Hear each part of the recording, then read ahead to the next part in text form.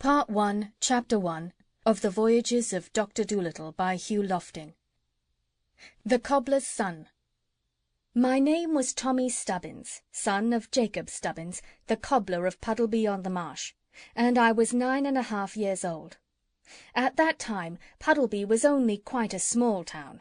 A river ran through the middle of it, and over this river there was a very old stone bridge, called Kingsbridge, which led you from the market-place on one side to the churchyard on the other. Sailing ships came up this river from the sea and anchored near the bridge. I used to go down and watch the sailors unloading the ships upon the river wall. The sailors sang strange songs as they pulled upon the ropes, and I learned these songs by heart. And I would sit on the river wall with my feet dangling over the water and sing with the men, pretending to myself that I too was a sailor. For I longed always to sail away with those brave ships when they turned their backs on Puddleby Church and went creeping down the river again, across the wide, lonely marshes to the sea. I longed to go with them out into the world, to seek my fortune in foreign lands, Africa, India, China, and Peru. When they got round the bend in the river, and the water was hidden from view, you could still see their huge brown sails towering over the roofs of the town, moving onwards slowly, like some gentle giants that walked among the houses without noise. What strange things would they have seen, I wondered, when next they came back to anchor at Kingsbridge?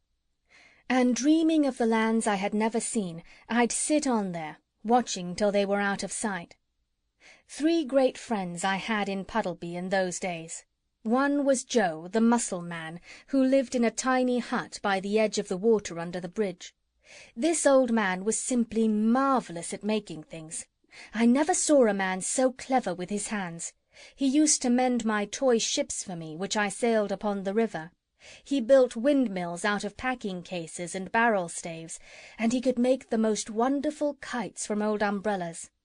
Joe would sometimes take me in his mussel boat, and when the tide was running out we would paddle down the river as far as the edge of the sea to get mussels and lobsters to sell.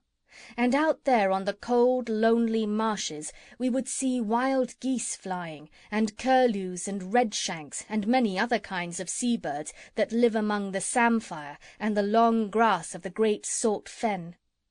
And as we crept up the river in the evening, when the tide had turned, we would see the lights on Kingsbridge twinkle in the dusk, reminding us of tea-time and warm fires. Another friend I had was Matthew Mugg, the cat's-meat man. He was a funny old person with a bad squint. He looked rather awful, but he was really quite nice to talk to.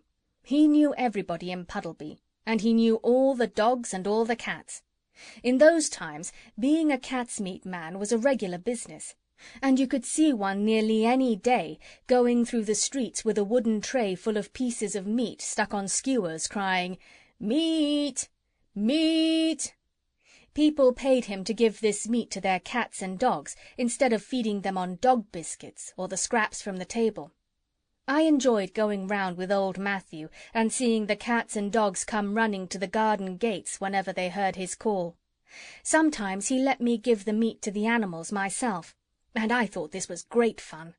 He knew a lot about dogs, and he would tell me the names of the different kinds as we went through the town.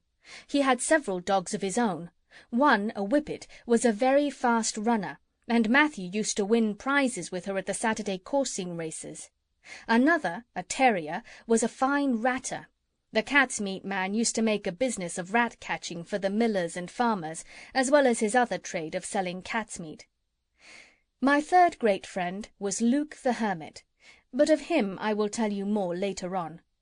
I did not go to school, because my father was not rich enough to send me.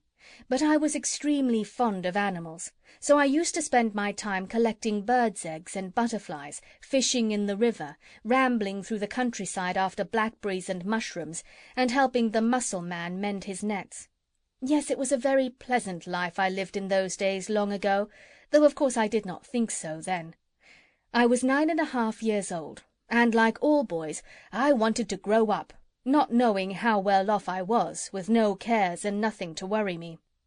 Always I longed for the time when I should be allowed to leave my father's house, to take passage in one of those brave ships, to sail down the river through the misty marshes to the sea, out into the world to seek my fortune. End of Chapter 1.